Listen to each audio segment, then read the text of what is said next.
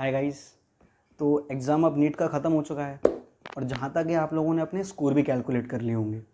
ठीक, तो score calculate के बेसिस पर हमारे पास दो कैटेगरीज़ में एस्पिरेंट्स बचते हैं।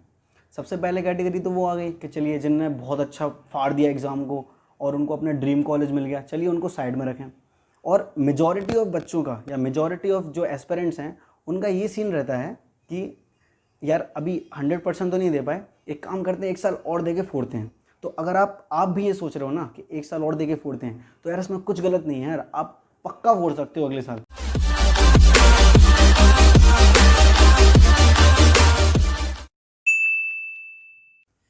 सबसे पहले मैं आपसे 3 चीज़ों के बारे में बात करना चाहता हूँ।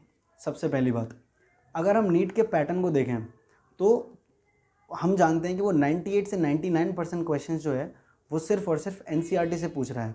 चाहे आप 2019 का क्वेश्चन पेपर उठा के देख लीजिए, चाहे आप 2020 का क्वेश्चन पेपर उठा के देख लीजिए, आपको खुद लगेगा कि 99% क्वेश्चन जो हैं एनसीईआरटी से ही आ रहे हैं, लाइन टू लाइन। तो किसी भी एक्स्ट्रा टॉपिक की तरफ बढ़ना या किसी भी एक्स्ट्रा बुक की तरफ बढ़ना मैं आपको बिल्कुल सजेस्ट नहीं करूँगा। बस आपको एनसीईआरटी को ही घोलना है, चाहे वो फिजिक्स की एनसीईआरटी हो, केमिस्ट्री की एनसीईआरटी हो, बायो की एनसीईआरटी हो।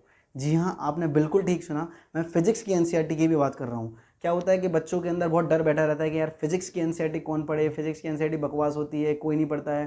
तो इस डर को निकालना पड़ेगा। खैर, इस बारे में हम बाद में बात करेंगे। दूसरी मैं आपसे इंपॉर्टेंट बात करना चाहता हूँ कि हमारे नीट 2021 के लिए 32 हफ्ते बचे हुए हैं, इनफैक्ट 8 महीने बचे हुए हैं अप्रॉक्स। तो अगर हम इस चीज़ को ध्यान में रखें कि यार अगले साल फोड़ना है, तो यार ये आईपीएल वगैरह में टाइम इन्वेस्ट करना या फिर ये सोचना कि यार अभी तो ये साल ख़त्म ही हो गया, जनवरी से स्टार्ट करेंगे ऑलमोस्ट, तो ये सब चीज़ें बकवास हैं एकदम। ठीक, अभी से लगिए और फोड़ना शुरू कर दीजिए। एनसीईआरटी की लाइन बाय लाइन एनसीईआरटी को याद करना शुरू कर दीजिए। आगे आने वाली वीडियोज़ में आपको ये भी बताऊंगा कि फैक्ट शीट क्या होती है, कि कैसे एक एक चीज़ को ध्यान से ऑब्जर्व करें, कैसे चीज़ों को लिंक करें, मैं बताऊँगा आपको।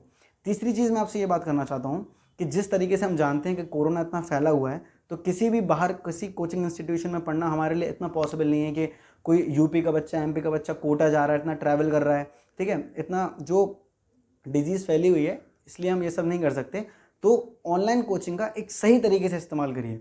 आप जिस भी ऑनलाइन कोचिंग पर विश्वास रखते हो, अगर आप वेदांतु पर विश्वास रखते हैं तो आप उस पर बिलीव रखिए। अगर आपको लगता है कि नीट प्रेप बेस्ट है तो आप नीट प्रेप पर विश्वास रखिए। ठीक है, ये it's your purely your decision.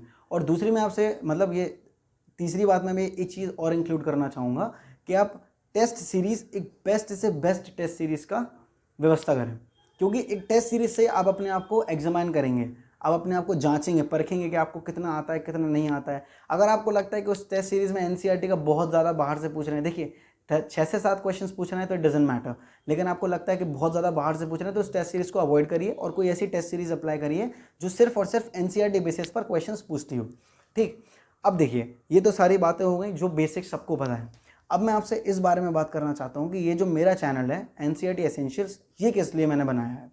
देखिए, सबसे पहली बात तो मैं ये बताना चाहूँगा कि जिस तरीके से इसका नाम डिफाइन मैंने किया है एनसीईआरटी एसेंशियल्स, ये सिर्फ और सिर्फ एनसीईआरटी के ही मेन पॉइंट्स को मैंने बताने के लिए आपको पॉइंट बताया है। क्या होता है कि आपने एनसीईआरटी पढ़ी, ठीक है, आपने 10 बार पढ़ ली, 12 बार पढ़ ली, लेकिन फिर भी एनसीईआरटी तो यार एक भगवत गीता की तरह है। आप जितनी बार पढ़ोगे आपको हमेशा कुछ ना कुछ नया मिलता ही है। हम सब इस बात को बहुत अच्छे तरीके से मानते हैं। ठीक है, तो मैंने ये चैनल बनाया इसलिए कि मैं उन बारीक बातों पर आपका कॉन्सेंट्रेट करा सकूं जो आपने अपने एनसीईआरटी के पढ़ने के दौरान छोड़ दिए हैं। इस वीडियो को अब ज़्यादा लंबा ना करते हुए मैं इसके लास्ट पॉइंट की बात करना चाहता हूँ, और वो है लिंक पॉइंट्स।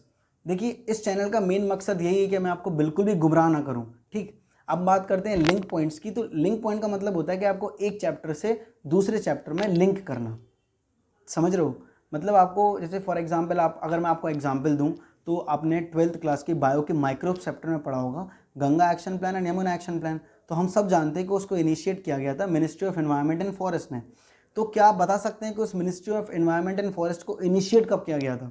तो ये जो ईयर मैं आपसे पूछना चाह रहा हूँ, ये ईयर आपको इसका आंसर मिलेगा इकोलॉजी चैप्टर में। तो ये बोला हमने इसको लिंक, कि हमने इस चैप्टर को इससे लिंक किया।